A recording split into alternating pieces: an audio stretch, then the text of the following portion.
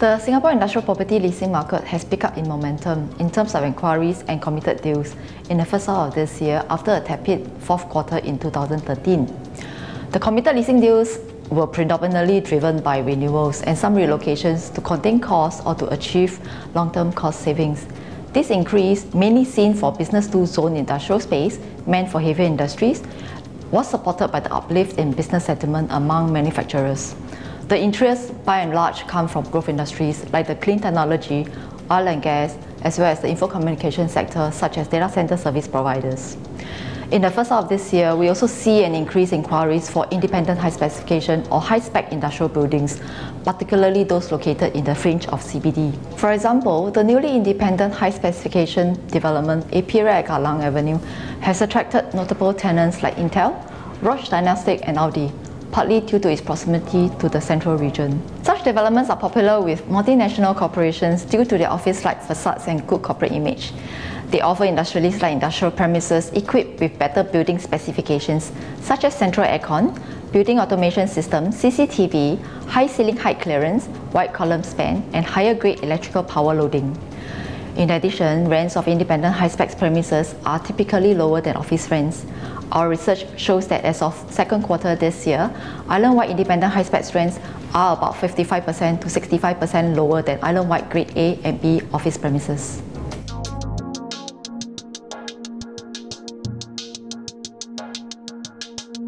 The rising vacancy rate seen in the multi-user factory space segment warrants some concern, especially taking into account that there will be approximately 18.5 million square feet of such space coming onto the market between the third quarter this year and year 2018.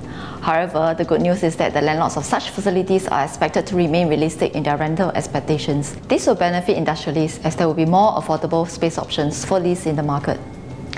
The stricter enforcement by government on the approved use of industrial space will continue to prolong the leasing process due to the need to conduct more stringent checks to assess the suitability of users. It is important that users industrialists have a good understanding of the usage guidelines.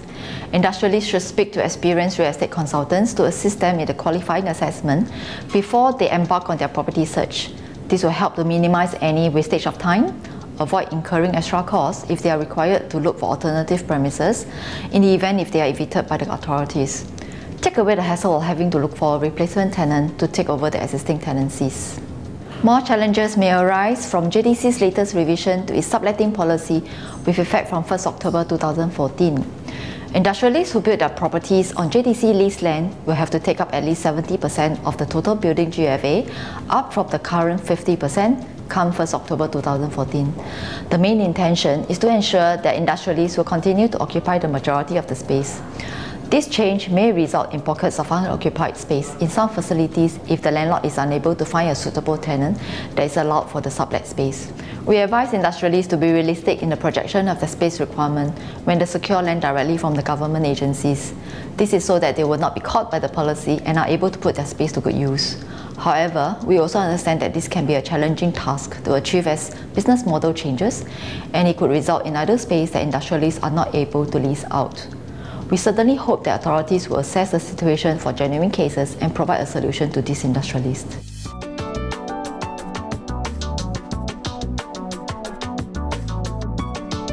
For the rest of this year, the outlook for the industrial leasing market is expected to be mixed. We expect demand for factories on B2 zoning to increase due to the limited supply of standalone facility available for lease. Rents for multi-tenanted factories, including strata developments, to ease due to supply pressure. Rents for warehouse are likely to see some downward pressure as a result of pending supply coming onto the market from the expiring of some head leases and new completions. Rents for high-spec industrial buildings are expected to remain relatively stable.